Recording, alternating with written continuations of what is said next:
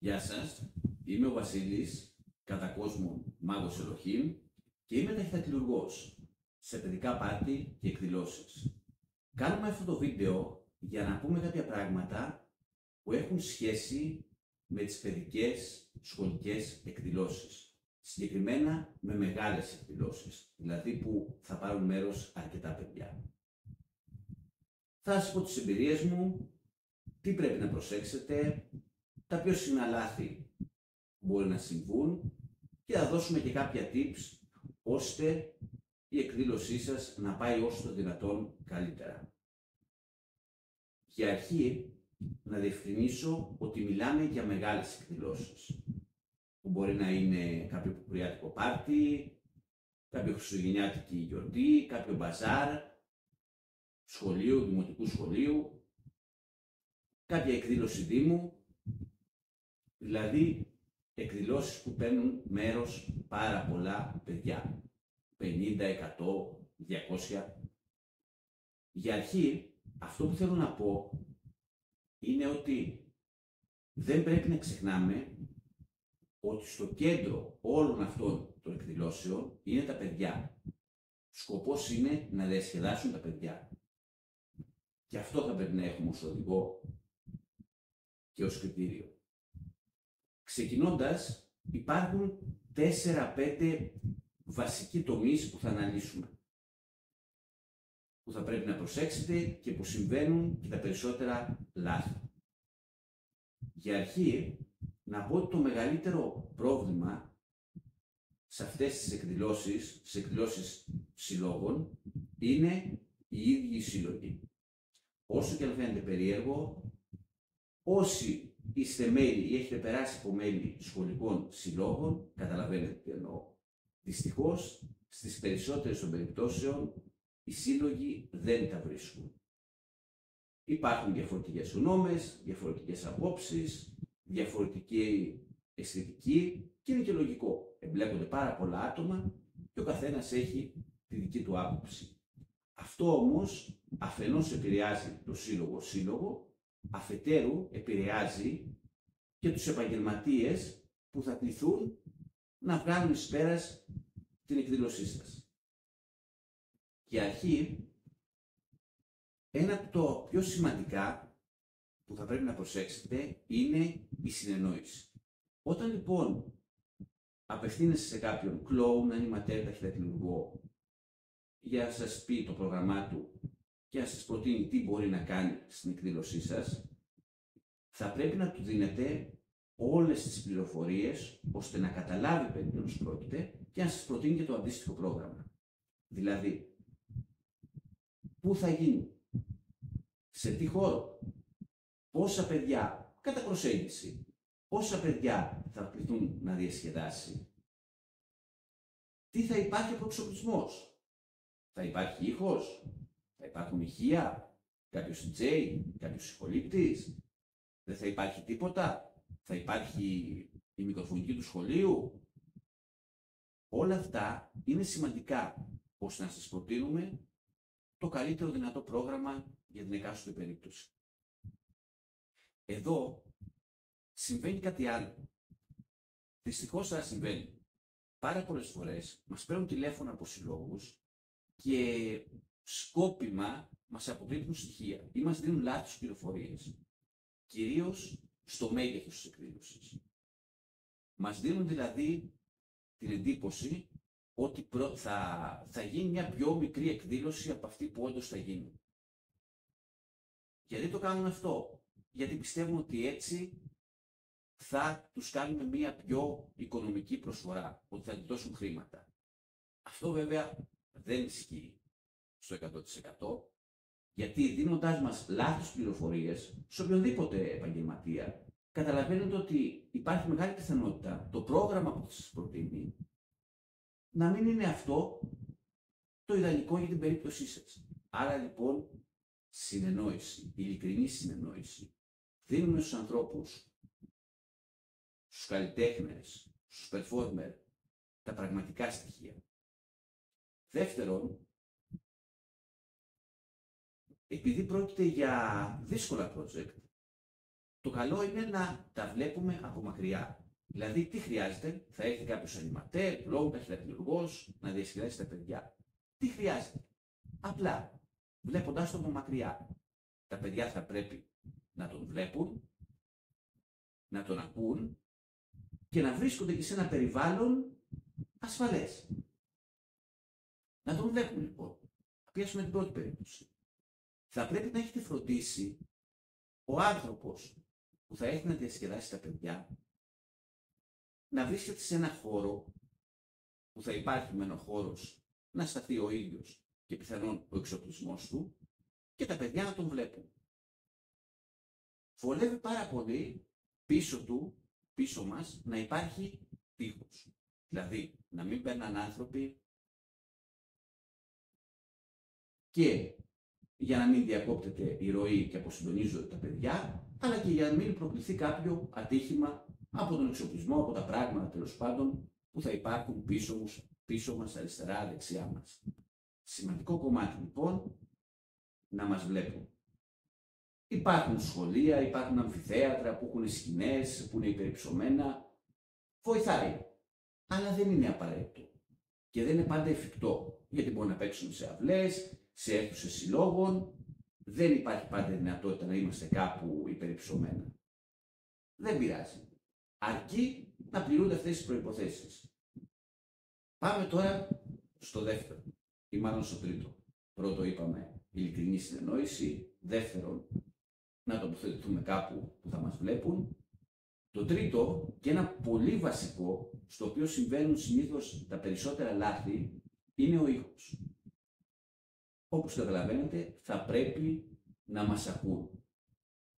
Όποιος και να είναι, κλόουν, ταχυδακτυλουργός, ανηματέρ, θα πρέπει να ακούγεται.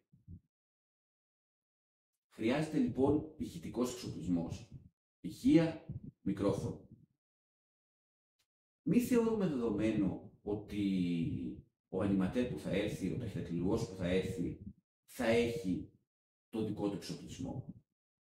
Δεν εννοείται. Ή και να έχει το δικό του εξοπλισμό, δεν σημαίνει ότι είναι ο κατάλληλος εξοπλισμός για να καλύψει μια εκδήλωση 50, 100, 200 ατόμων. Μπορεί ο χύψη επαγγελματίας να έχει το ηχείο του, να έχει το μικρόφωνο του, το οποίο να είναι εξαιρετικό για ένα παιδικό πάρτι σε ένα σαλόνι σπιτιού. Σε καμία περίπτωση όμως δεν μπορεί να καλύψει μια μεγάλη σχολική εκδήλωση. Χρειάζεται λοιπόν συνεννόηση για το τι έχει ο εκάστοτε επαγγελματίας και τι μπορεί αυτό να καλύψει. Πάμε λοιπόν στην πρώτη περίπτωση και στην ιδανικότερη. Να υπάρχει DJ. Να έχετε καλέσει κάποιον DJ. Σε αυτή την περίπτωση θα πρέπει να ενημερώσετε τον DJ ότι θα υπάρχει και διασκεδαστής και θα πρέπει να έρθετε και σε μία συνεννόηση με τον διασκεδαστή τι χρειάζεται από τον DJ. Τι χρειάζεται σίγουρα να χρησιμοποιήσει για τη διάρκεια του show του τον εξοπλισμό του, τα μικρόφωνα, τα ηχεία. Θα χρειαστεί πιθανόν να βάλει κάποια μουσική που μπορεί να έχει ο ίδιος, σε στικάκι, σε Bluetooth, ή να ζητήσει από τον DJ να βάλει ο ίδιος ο DJ συγκεκριμένα τραγούδια. Θα πρέπει όμως να έχετε ενημερώσει τον DJ, να μην βρεθεί και ο άνθρωπος προεκπλήξεων. Θα πρέπει να του έχετε πει ότι θα έρθει ανηματέρ και ότι χρειάζεται αυτό και αυτό και αυτό. Μία παγίδα τώρα εδώ και μία συχνή ασυνεννοησία που γίνεται είναι στο κομμάτι του μικροφόνου. Οι DJ συνήθως έχουν μαζί τους μικρόφωνο, το οποίο θα το δώσουν στον πρόεδρο του συλλόγου, στον διευθυντή του σχολείου, να πει δύο λόγια, να γίνει κάποια λογιοφόρος κλήρωση, να γίνει κάποιο μπαζάρ. Το μικρόφωνο αυτό, σε αυτή την περίπτωση, μπορεί να είναι ένα μικρόφωνο ενσύρματο που λέμε, με καλώδιο. Το συγκεκριμένο όμως μικρόφωνο δεν είναι το καλύτερο δυνατό για κάποιον performer. Για ευνόητους λόγους, το καλώδιο σε περιορίζει, μπορεί να πέσει κάποιος, μπορεί να μπλεχτεί κάπου. Υπάρχει λοιπόν και η επιλογή που έχουν περισσότεροι DJ, τα ασύρματα μικρόφωνα χειρός. Είναι το μικρόφωνο που κρατάμε και μιλάμε. Δεν έχει καλώδιο. Τι γίνεται όμως εδώ τώρα? Κάποιοι, κυρίως αρχιτεκτονικοί, δεν τους βολεύει αυτό το μικρόφωνο. Χρειάζονται μικρόφωνο κεφαλής. Το κλασικό μικρόφωνο που το βάζουμε στο κεφάλι μας και έχει μπροστά το μαξιλαράκι, το μικρόφωνο που μιλάμε. Είναι αρκετά βοηθητικό, είναι αυτό που προτιμούν οι περισσότεροι, γιατί έχουν τα χέρια τους ελεύθερα.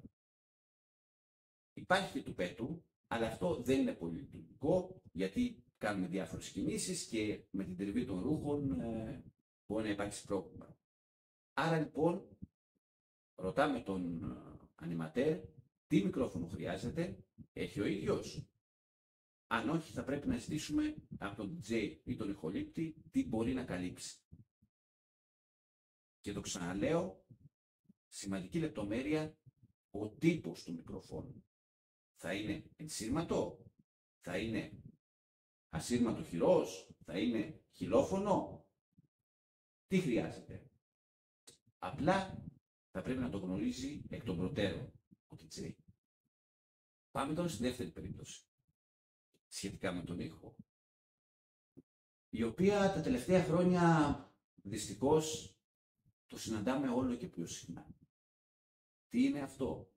Να μην κάνουν DJ οι σύλλογοι, αλλά να αναλαμβάνει αυτό το ρόλο κάποιος μπαμπάς, κάποιος γνωστός, ο οποίος δεν είναι αυτή η δουλειά του και έρχεται με το ηχοσύστημα του σπιτιού του. Έχει ο άνθρωπος ένα δυνατό ηχοσύστημα στο σαλόνι του σπιτιού του και έρχεται με αυτό νομίζοντας ότι είναι δυνατόν να βγάλει μια σχολική εκδήλωση.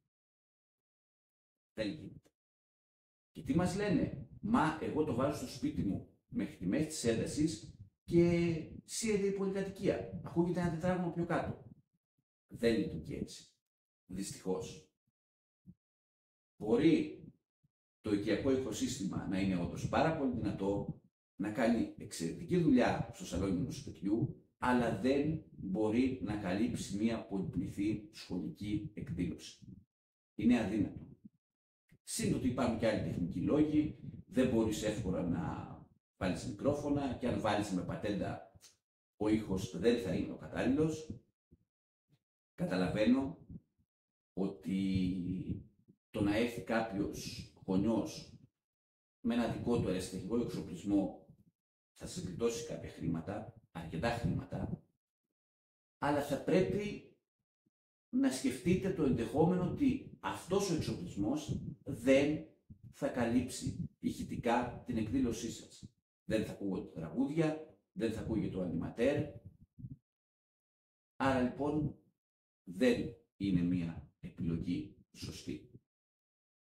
Το τρίτο είναι από την αρχή να έχετε επιλέξει να μην πάρετε καθόλου DJ, να μην υπάρχει πολίτης.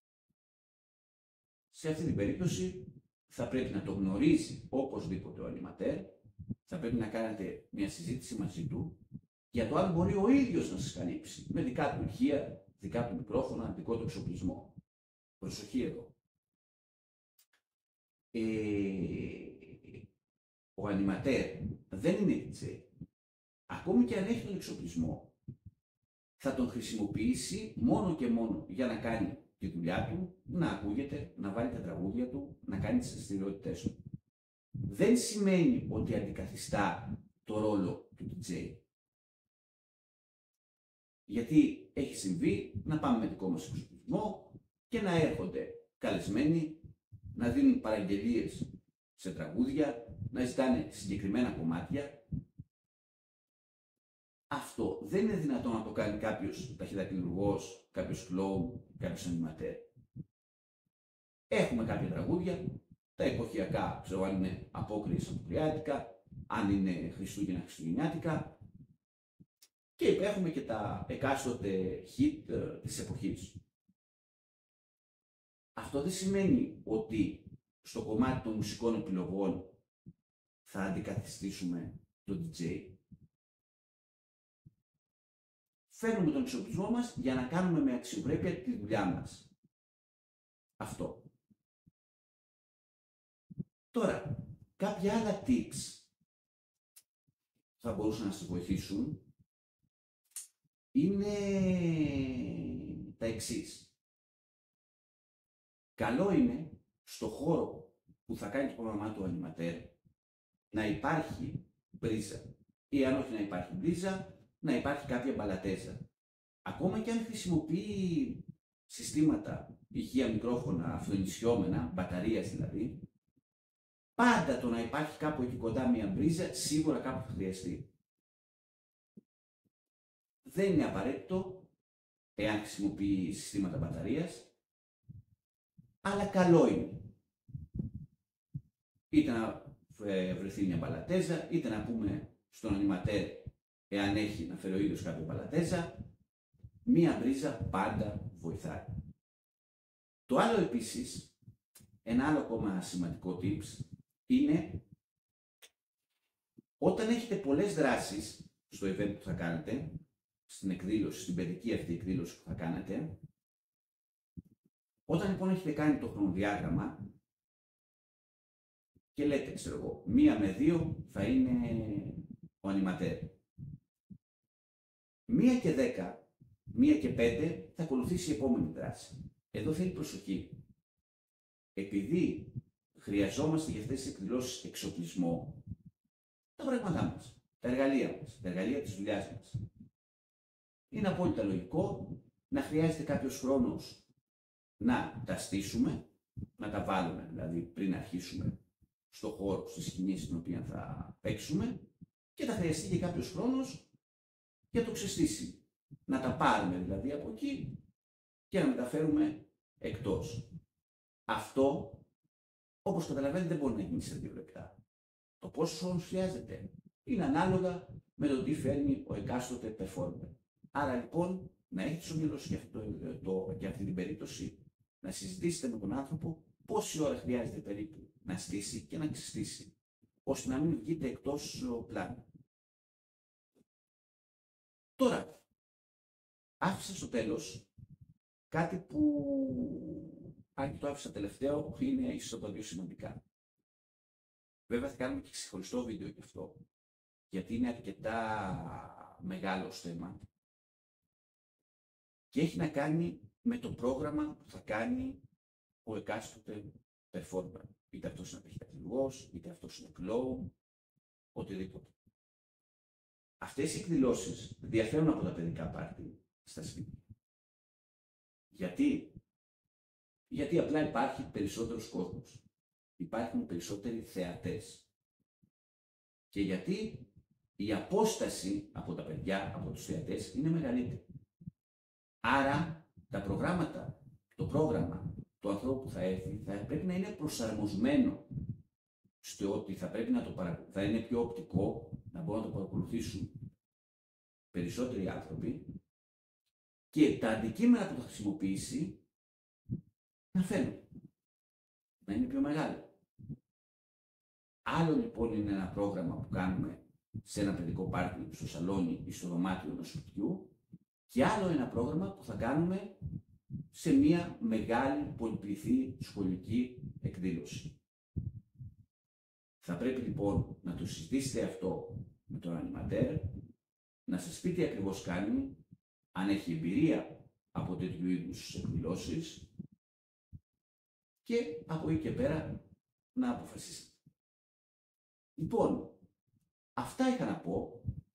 Θα κάνουμε και άλλα βίντεο πιο αναλυτικά για την κάθε περίπτωση.